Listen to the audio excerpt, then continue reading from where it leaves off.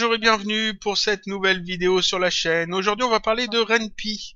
Comme je l'ai fait avec Twine il n'y a pas longtemps, je vais le faire avec Ren'Py. Je mettrai peut-être même les deux vidéos à la suite, je sais pas. Parce que je les enregistre à la suite, donc je les publierai peut-être à la suite. Ou je laisserai peut-être un petit peu de temps entre deux. On m'avait posé des questions sur Twine, j'ai répondu en vidéo. En plus d'y répondre aux personnes par écrit. Et sur Ren'Py, on m'a aussi posé des questions. Je vais y répondre aussi. Alors, il y a moins de questions. J'ai deux choses à dire en fait pour cette fois-là, parce que je garde beaucoup de choses pour la suite. Donc, on va voir ça tout de suite. Tac. Je vais lancer Ren'Py, que j'ai mis à jour aujourd'hui en plus. Voilà. Alors, la vidéo de présentation sur Ren'Py, ça date d'un bout de temps. Mais j'ai toujours le projet de faire plein de tutoriels dessus. On avait fait ça, Ren'Py tuto. Donc si je lance ce truc là, normalement, voilà ce que l'on obtient. Ça c'est ce qu'on avait fait. Alors je vais essayer de m'arranger. Voilà, comme ça, Ren'Py tuto. Quand on fait start, on a une petite visual novel qui se lance. On avait un fond. On avait vu qu'on pouvait avoir des fonds assez facilement sur internet, dont certains libres de droit, ou alors qu'il faut juste indiquer qui les a fait. On pouvait mettre du texte. On pouvait cliquer pour changer le texte, pour passer d'une zone à l'autre. Voilà, encore. On avait vu qu'on pouvait mettre du texte avec, en fait, c'était un narrateur qui le dit, ou alors c'est le personnage qui joue. On avait vu qu'on pouvait faire des personnages comme ça, sur internet, avec un petit site japonais qui pouvait personnaliser en fait ce genre de personnage assez facilement, et puis que ça va très vite, et qu'on peut donc afficher les personnages et puis leur mettre du texte. Tac. On avait vu qu'on pouvait faire des choix 1, choix 2. Si je prends le choix 1, tac, le script sait que j'ai pris le choix 1 et donc l'histoire continue. C'est un petit peu comme Twine mais en plus graphique finalement. Et ici la suite, voilà. Et puis on peut relancer, tac, et puis faire l'autre choix. Voilà, choix numéro 2, et ça dit bien qu'on a fait choix numéro 2, et puis ici la suite, et puis voilà. Ça, c'est ce qu'on avait fait dans le tuto, quand j'avais présenté un petit peu Ren'Py, j'avais montré ce qu'on pouvait faire. Et puis, j'en ai pas reparlé beaucoup depuis. Là, j'ai répondu à des questions, mais bon, c'est tout. Et on m'a posé deux questions. Alors, une qui retrouve un petit peu ce qu'on m'avait demandé aussi sur Twine. Sur Twine, à un moment donné, on m'a demandé est-ce qu'on pouvait faire des images maps. Et là, on m'a demandé aussi si on peut faire des images maps dans Ren'Py. Alors oui, on peut faire des images maps dans Ren'Py, on va voir ça tout de suite. Mais avant, je vais montrer un autre truc, parce qu'on m'a aussi posé une question qui est très intéressante. Avoir un effet un petit peu machine à écrire. C'est-à-dire que ici, quand je fais lancer le projet, il me faut le retour pour bien placer ça. Comme ça, voilà. Quand je fais start, ici, le texte s'affiche d'un coup. Quand je clique, il s'affiche aussitôt d'un coup. Quand je clique, il s'affiche encore une fois d'un coup. Ce qu'on aimerait, c'est que ça s'affiche lettre par lettre, assez rapidement quand même, mais comme si on était en train d'écrire. On va quitter ça, tac, quitter. Voilà. Et ça se fait assez facilement en fait. Quand on a sélectionné ici notre projet, on va ici dans Options RPI. C'est l'option RPI, le fichier RPI, RPY, Ren'Py, du projet que vous avez. Donc option RPY, tac, ça l'ouvre. Alors moi ça l'ouvre dans Notepad++, donc il faut que je récupère, déplacer vers une nouvelle fenêtre. Voilà. C'est ça? Voilà. Est-ce que ça rentre dans la capture? Notepad++. Et il faut que je réduise ma fenêtre. Voilà. Voilà, option RPI, RPY. J'arrête pas de dire RPI parce que Ren'Py, mais c'est Y. Et là-dedans, il faut que je trouve en fait, une ligne particulière qui généralement est à la ligne 116. Donc oui, les lignes sont numérotées dans Notepad++, qui est pratique. Une ligne qui s'appelle défaut préférence texte CPS et qui est normalement réglée à 0. Tout ça, ce sont des des configurations pour la visual novel qu'on est en train de créer.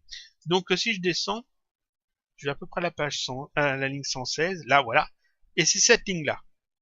Préférence défaut, contrôler la vitesse du texte par défaut. Par défaut c'est 0, donc c'est infini, c'est-à-dire que ça s'affiche directement, le texte s'affiche aussitôt. Et on peut mettre un numéro, et le numéro c'est correspond en fait au nombre de secondes entre chaque lettre. Donc ici, à la place de 0, si je mets 20, et que j'enregistre, tac, et ça je vais le repousser, je relance mon projet, voilà, on le cadre bien, je mets start, et là maintenant, vous voyez que ça s'affiche progressivement. Quand je clique, tac, ça s'affiche progressivement. Si je clique pendant que ça s'affiche progressivement, ça s'affiche d'un coup. Regardez, tac, quand j'ai cliqué, ça s'est tout affiché d'un coup. Mais là, on a quelque chose d'un peu plus plus genre on est en train d'écrire. Donc c'est plus intéressant parce que on n'a pas des gros pavés de texte d'un coup. On a le texte qui s'affiche progressivement et c'est plus digeste en fait pour le joueur. Tac. Et là j'ai mis 20, mais en fonction du numéro qu'on met, ça va s'afficher plus ou moins vite. Voilà, tout bêtement. Vous voyez que c'est tout simple, tout bête. Donc ça, c'était une question qu'on m'avait posée et que je lui avais répondu par écrit. Puis je me suis dit, c'est intéressant que je l'explique aussi, hop, que je l'explique aussi en vidéo. Donc ça se trouve donc dans Options RPY. Là, et c'est à peu près la ligne 116. Enfin, vous faites une recherche avec votre logiciel de recherche, enfin d'édition de code, et puis vous cherchez la ligne défaut préférence texte .text underscore CPS. Elle est normalement à 0. Si vous mettez autre chose, vous aurez quelque chose de différent. Donc ça, je vais le mettre de côté. Je vais le fermer pour le moment. Parce que je sais pas savoir en faire. Ensuite, on m'a demandé donc, tac, alors, que je reprenne mes notes. On m'a demandé comment faire des images maps, comme on a fait dans Twine il n'y a pas longtemps. C'est-à-dire avoir une image qui s'affiche et que cette image, il y ait dedans des zones que l'on peut cliquer. Et suivant la zone sur laquelle on clique, on va aller à un endroit ou à un autre. Si je regarde un petit peu le script qu'on avait fait ici, tac, de notre histoire, alors, déplacer vers une nouvelle fenêtre, tac. Voilà, est-ce que faut que je cadre ça? C'est chiant, c'est chiant. Voilà, ça c'est notre histoire.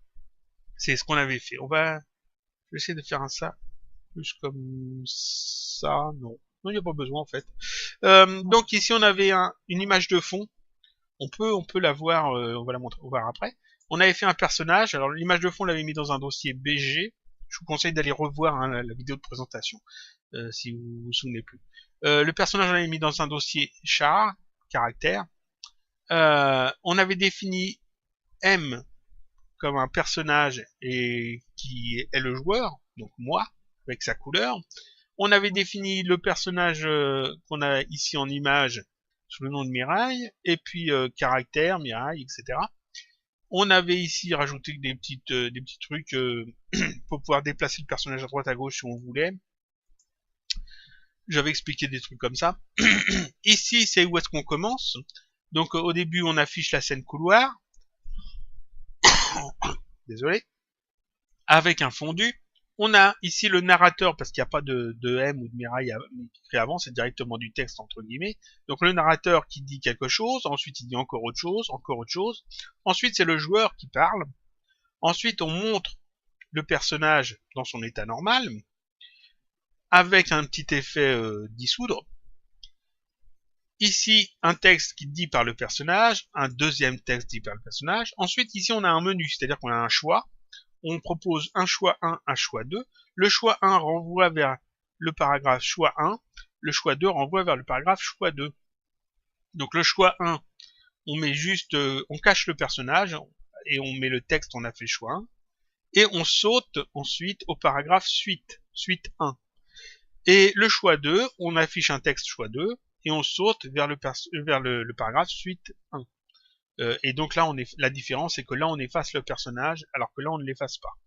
Et ensuite, ici, on a la suite, tout bêtement. Donc ça, c'est ce qu'on avait fait.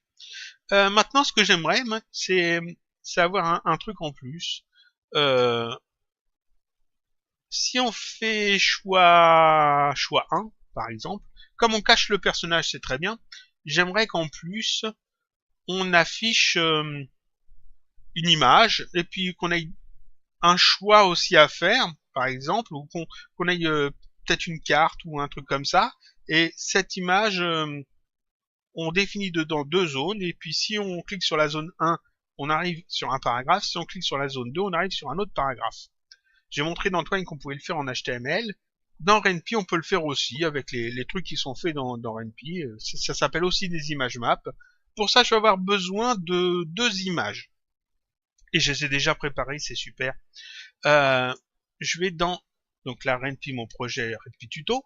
Je vais ici cliquer sur, je peux cliquer sur Game, ça va m'ouvrir le dossier du jeu. Je peux cliquer sur Image directement, ça va m'ouvrir le dossier des images du jeu. Je clique dessus et ça m'ouvre, voilà, ça m'ouvre cette fenêtre-là.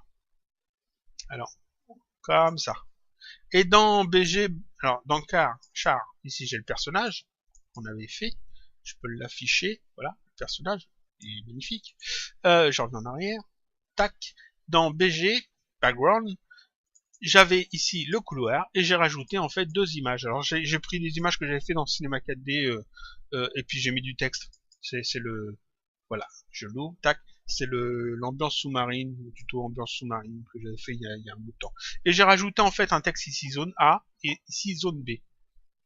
Et donc cette image-là, je vais l'afficher dans RenPy en plein écran. Et puis si on clique sur zone A, on va arriver sur un endroit. Et si on clique sur zone B, on va arriver sur un autre endroit. J'ai dit qu'il me fallait 2 images parce qu'en fait, je veux un effet de rollover. Je veux que quand la souris passe sur zone A, ici il y a un petit effet. Et quand la souris passe sur zone B, il y a un effet ici. Donc j'ai besoin de cette image-là, et j'ai besoin d'une image avec les effets. Voilà les images avec les effets. Donc j'ai 2 images identiques, sauf qu'il y en a une des deux, il y a des effets dessus, et l'autre il n'y en a pas. Donc fond et fond over. Pour un effet de rollover. On va mettre ça...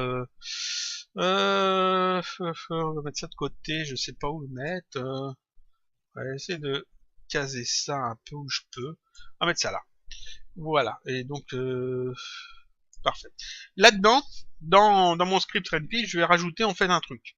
Je vais rajouter, alors je vais mettre ça après les transforms peut-être, avant le label start. Voilà, je fais de la place. Voilà, parfait. Et je vais faire un écran interactif, des images maps. Alors, je vais rajouter un commentaire, donc c'est un dièse, et puis le commentaire, je vais mettre mon image map. Comme ça en gris parce que c'est un commentaire. Ensuite, je crée un écran. Donc, je vais utiliser le texte screen, et je vais lui donner un nom. Je vais l'appeler, je vais l'appeler carte, même si c'est pas une carte, mais ça pourrait être une carte. Carte, et je mets 2 points. Tac. Voilà. C'est assez important. Parce que je rappelle qu'une erreur dans un script, c'est du Python, donc si on met un espace en trop, si on oublie des 2 points, si on oublie une virgule, un truc comme ça fonctionne pas. Donc je fais à la ligne, je fais une tabulation. En fait, c'est pas une tabulation, c'est des espaces, je fais 4 espaces. Et je vais utiliser le code ImageMap. ImageMap, et encore une fois, je mets 2 points. Je vais encore à la ligne, je fais encore 4 espaces. Moi, je fais une tabulation, mais ça ajoute 4 espaces, en fait. Et je vais utiliser deux mots-clés. Le premier, c'est ground. Et entre guillemets, je vais mettre le nom de mon image. Alors, mon image, là, s'appelle fond. Et elle se trouve dans BG. Est-ce qu'il faut la définir avant? Je réfléchis. Non, il faut pas la définir avant. Donc, c'est dans BG fond. Et c'est une image PNG. Donc ici, de toute façon, si je me trompe, c'est pas grave. On trouvera l'erreur entre temps. BG, une barre transversale, fond.png. Voilà, donc ça c'est mon fond. Je vais à la ligne, c'est pas ground, c'est ground, background, voilà. Et ensuite ici je mets over, c'est l'image qui sera avec les effets. Et pareil, je l'indique ici. Alors c'est BG en majuscule parce que je l'ai mis en majuscule dans le dossier. C'est fond over, je crois. .png. Fond over.png. Je me trompe pas, je me trompe pas. Je vais passer une ligne et au même niveau que ground et over, donc avec les mêmes espaces ici, c'est important. Je vais ajouter maintenant les hotspots, c'est-à-dire les zones cliquables. Donc pour ça, j'utilise le terme hotspot justement. Hotspot.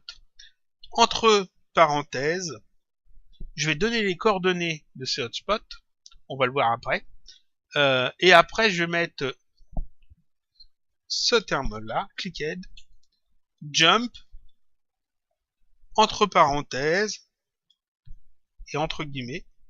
Je leur dis qu'ici, le paragraphe où on va aller. Donc le premier paragraphe, ça sera zone A.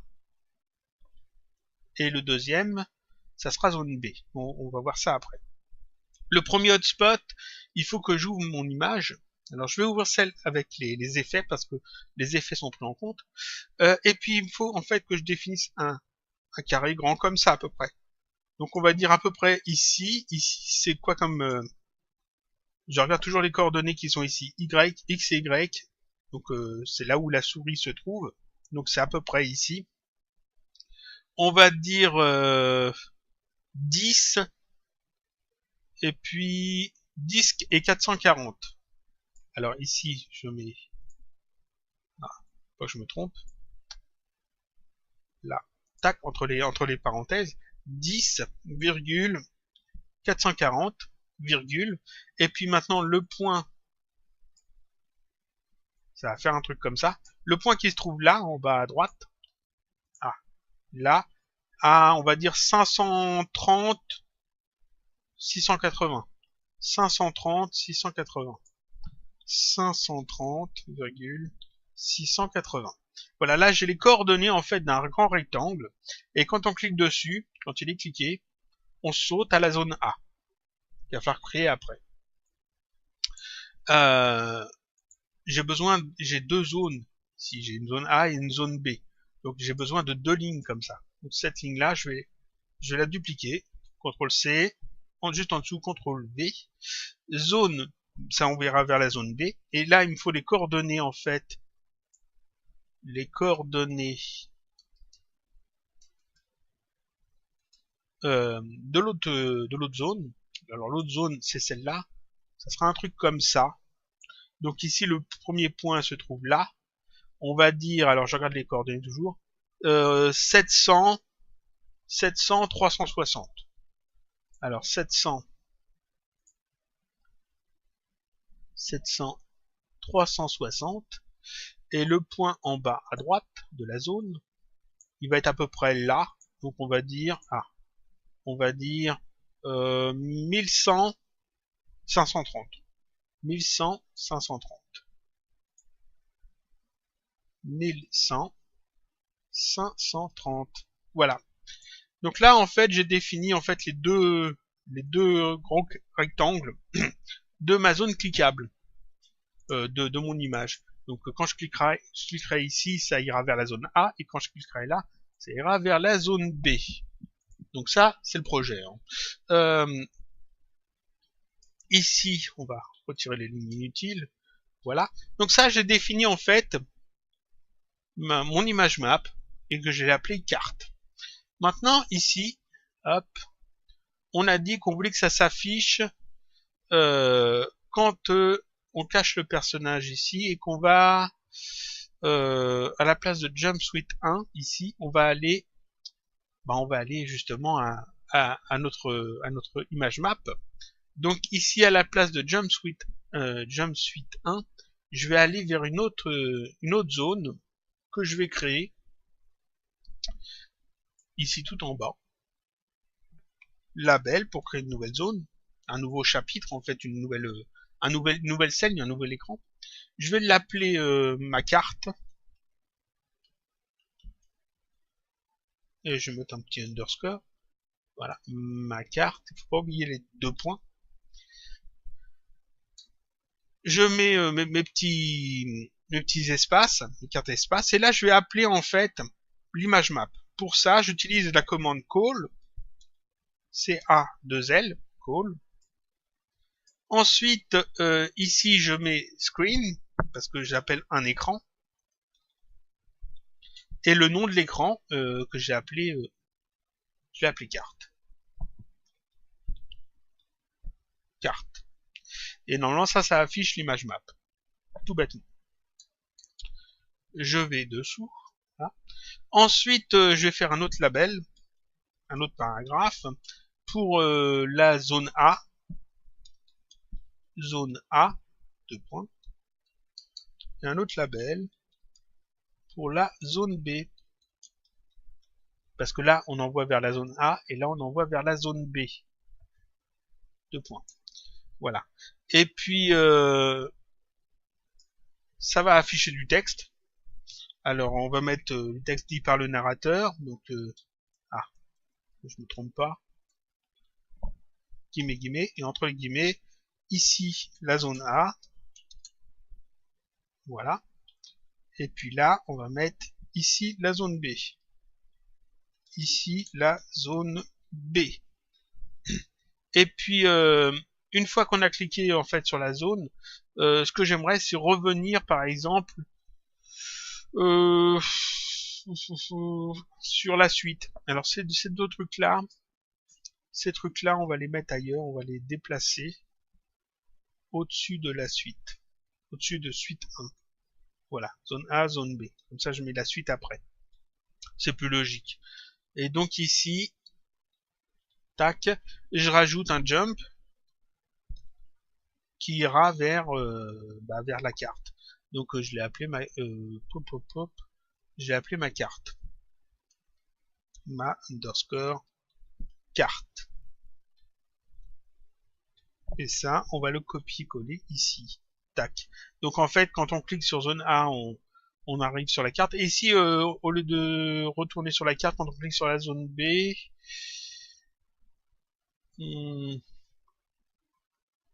est-ce que... Oui, on restera dans la carte en fait. Parce qu'en fait, il faut à un moment donné sortir. Donc ici, il faudrait plutôt que je mette suite 1. Quand on clique sur la zone B, ici, je mets suite 1. Voilà. Si on clique sur zone A, on revient sur la carte. Si on clique sur zone B, on va sur suite 1 après. Donc en fait, voilà ce que j'ai fait. Je récapitule. On a créé cette partie-là. Donc on a créé une autre image map. Ici, on a créé un label. Tac. Un label ici qui appelle justement l'image map.